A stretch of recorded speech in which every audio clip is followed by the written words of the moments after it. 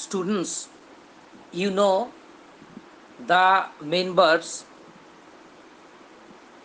are classified into two categories specially. The two kinds of verbs are finite verbs and of course the non-finite ones. The finite verbs and the non-finite verbs. So we have to deal with the finite verbs and the non-finite verbs. You have to know what is a finite verb first. The finite verb in a sentence must have a subject as expressed or implied. Suppose there is a sentence, you go there. This is a expressed sentence, or if I say go there, it is an implied sentence. Every sentence must have a finite verb to complete its sense. To complete the sense, every sentence must have a finite verb. The finite verb can't be a the finite verb can be a transitive verb, or it may be an intransitive verb, or it can be a linking verb also. The finite verb agrees with the subject as it changes with person and of course number. So a finite verb changes with subject and number. The examples would be followed soon. The This makes it similar to sorry very sorry the finite verb has the present past form. Finite verb has tenses. So students, you need to know what is a finite verb. In the finite verb, the very word finite suggests it is limited. Finite means limited. So how it is limited? It is limited by the subject, number of subject, and of course tense. You have to remember these 2 points. How the verbs are finite. They are restricted by something or other. What are the things of restriction? One is subject, that is a number. A singular number deals the main verb in a way, and the plural verb deal it another way. So according to the tenses, they also change. This is finite verb.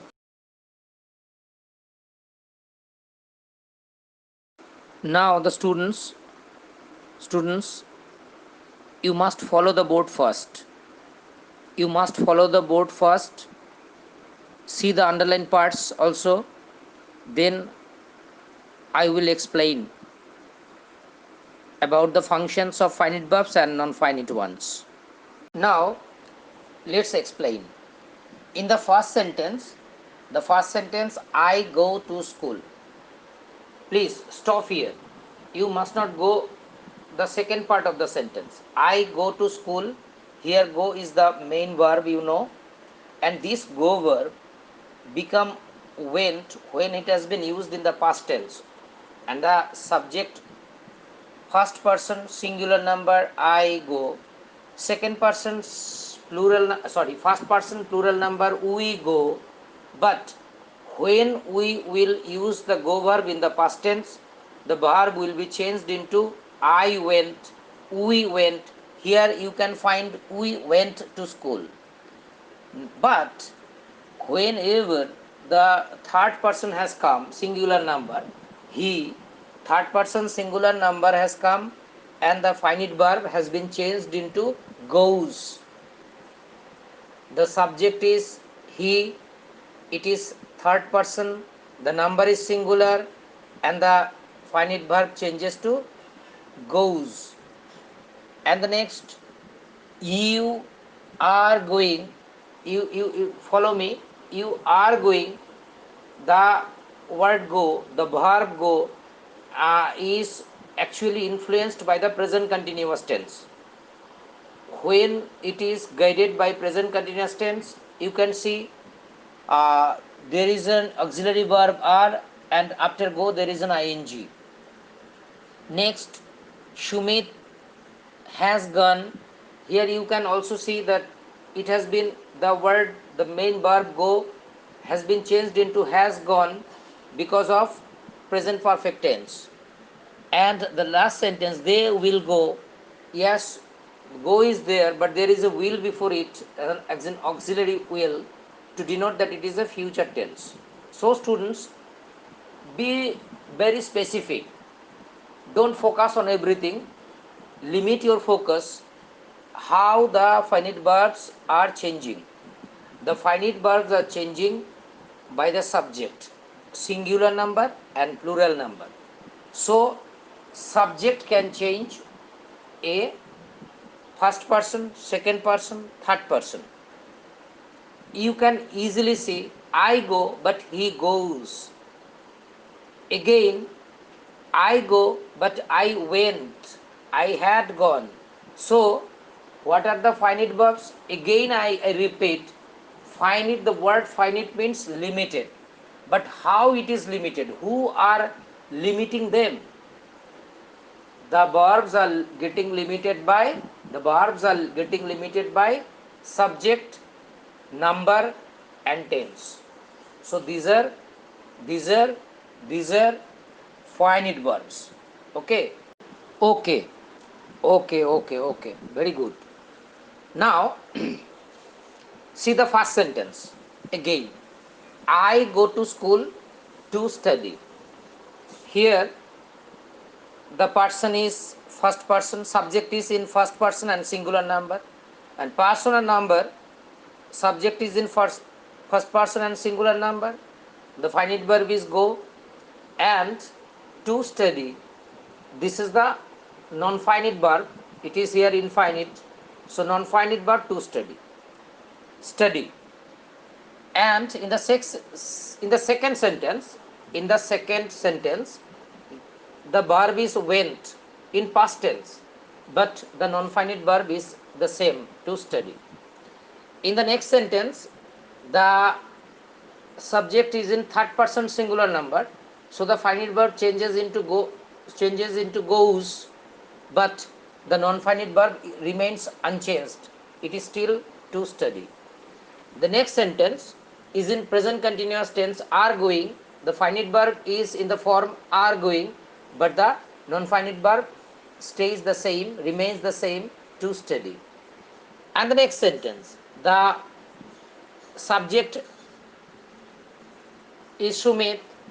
The finite verb has been used here in present perfect tense, but the non-finite verb remains the same, to study. And in the last sentence, the finite verb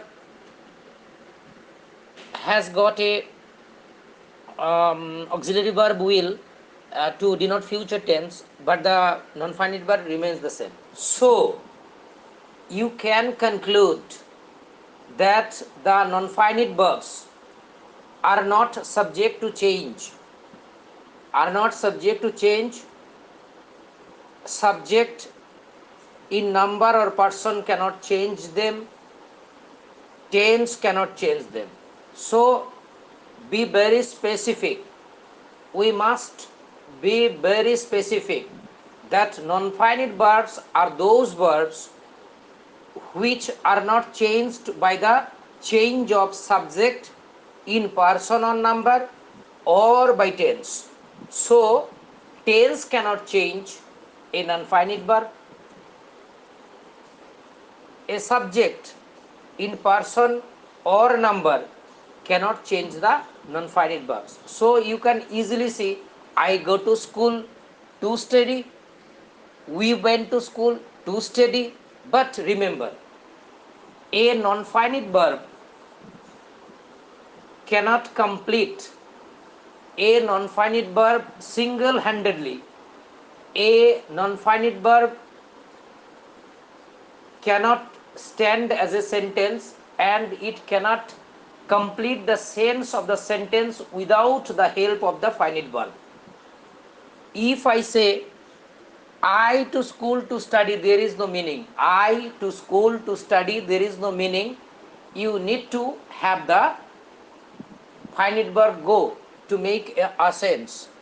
If I say we to school to study, there is absolutely no meaning. It is an absurd sentence. But the sentence become valid when we can use the word went as a finite verb. So finite verbs are very much necessary. But to extend the meaning, to complete the further meaning of a sentence, we use non-finite verbs. I think you have understood. Yes or no? Now students, non-finite verbs are classified into three categories. There are three types of non-finite verbs. Generally, it can be seen in English grammar and of course in language also. Uh, First, infinitives. Second, gerund. Third, participle.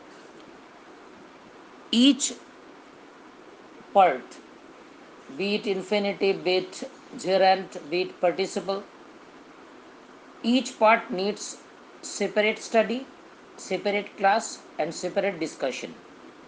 But today, as our time is getting over, and you have asked me what is a gerund, just before concluding, I tell you, gerund is a form of verb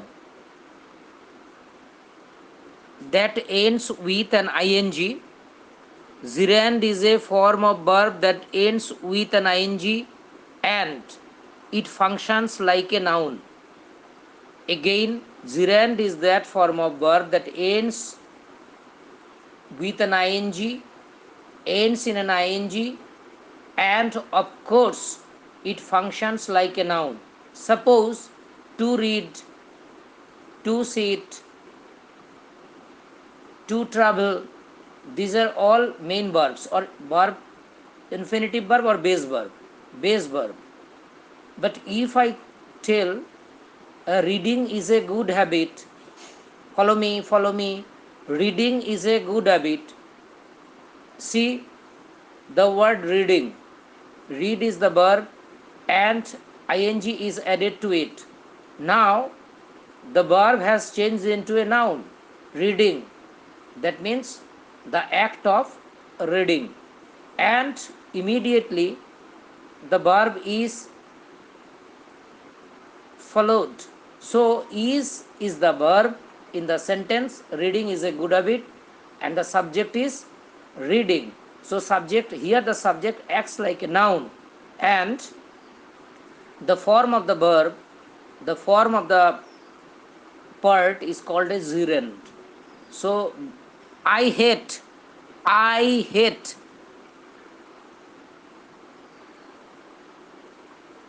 lying.